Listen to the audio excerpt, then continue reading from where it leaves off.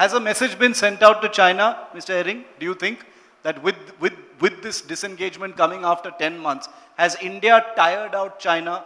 As the general said, was it because of India's strength and rigid position in these areas that the Chinese have finally been persuaded to speak about disengagement? Jai Hind everyone. It's nice that you have taken up this topic.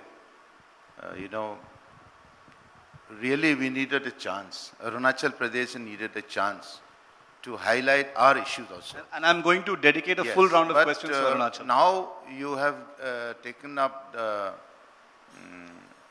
the issue of the Honorable Raksha Mantri. Yes. I personally know him when I was a union minister. He was a member of parliament that time. And also after he took over as the Raksha Mantri, we had a lot of expectations from him. His statement in the Rajya Sabha that the Chinese and the Indian forces would come to a disengagement agreement, and it is nice.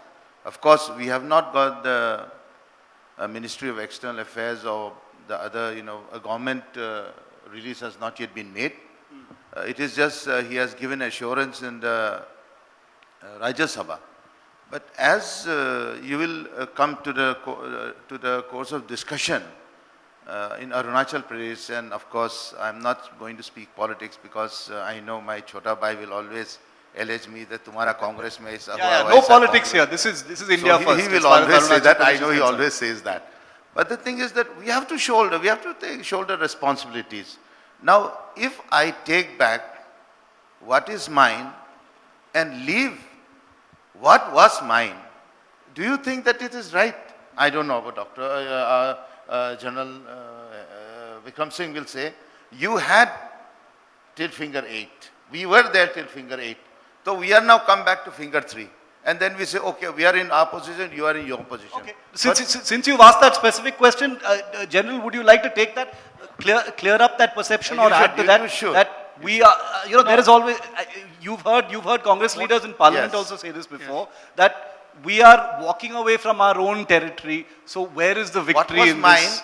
What have we gained from this? But let me also say that the Raksha Mantri in today's speech, sir, he said in the course of these discussions and negotiations with the Chinese, we have not lost anything. He said that very specifically. Yes, sir, General. Yes, what Mr. Ering has said, he has a point, but let's understand, the line of actual control is not something that is defined on the ground like the line of control with Pakistan. We have to understand that there are varying perceptions from both sides. That's number one. Number two, let me tell you, our patrols have been going to finger 8 and they have been coming towards finger 4 side in the past in the lake. We got our speed boats. I was the chief that time when we got hold of them. We got state-of-the-art boats now in those areas.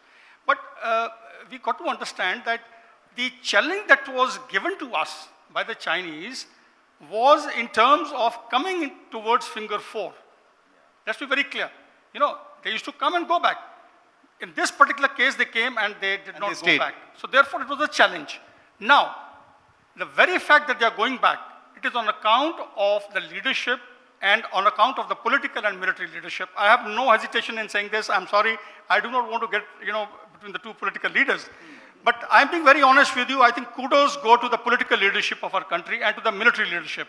Let me tell you, it's been a very, very challenging assignment for the military leadership. And I think the way the Northern Army Commander, GOC 14 Corps have conducted themselves along with their subordinate commanders, it's been phenomenal.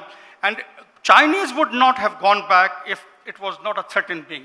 It's a threat in being, not just at the military level. It's a threat in being in terms of, as I said earlier, the image of China, the political costs that it would have been subjected to.